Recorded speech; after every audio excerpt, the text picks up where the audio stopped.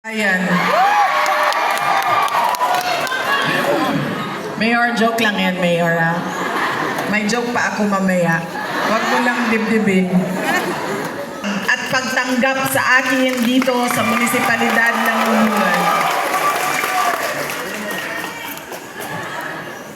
Ang susunod na pagpapasalamat ay mula pa rin po sa akin.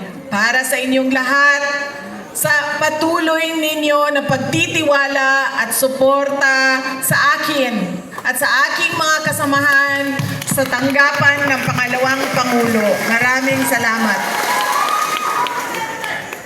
Ang susunod na pagpapasalamat ay mula po sa akin para sa aking mga kasamahan sa OVP dahil sila po ang tumutulong sa akin para maabot ko ang mga malalayong lugar at maabot ng mga proyekto at programa ng OVP ang inyong mga barangay. Maraming salamat sa kanila. Ang susunod na pagpapasalamat ay mula kay dating Pangulong Rodrigo Duterte.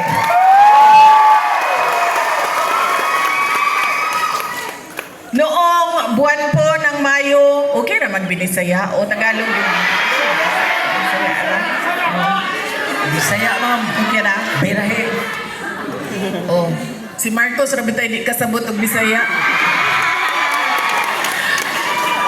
Si BBM po, Mayor. Peace.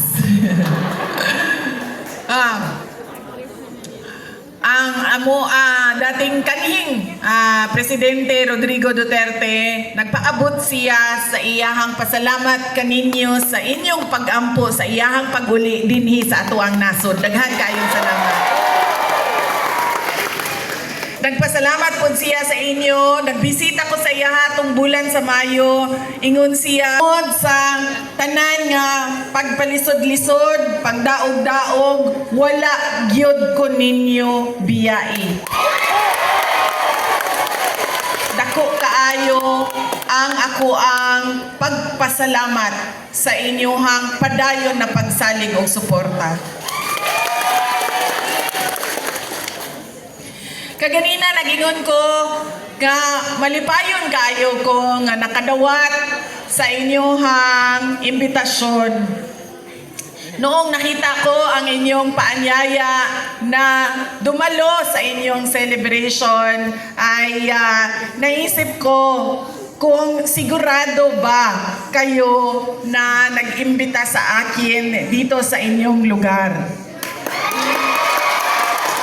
Dahil baka bukas si Marcos ay suspended na ni Marcos.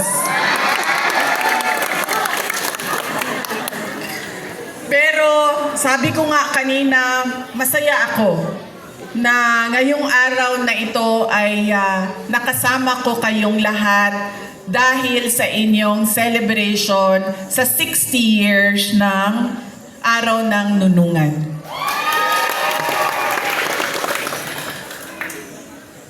Meron pong mga iba't ibang lugar na nabisita ko noong mga nakaraang araw na malungkot ang dahilan kung bakit ako pumunta sa kanilang lugar. Meron sa kanila namatayan, meron sa kanila hinahanap pa yung kanilang mga mahal sa buhay dahil nawawala. Marami sa kanila ang sugatan dahil sa mga paglindol dito sa Mindanao. Ug bago pa man ana, kay bawo mo mga kaigsunan nako, kada uli nako dinhi sa Mindanao nagalinog. Kada uli nako sa Davao nagalinog. Mo nang usahay mahadlok na ko muuli sa Davao tungod kay basin maglinog.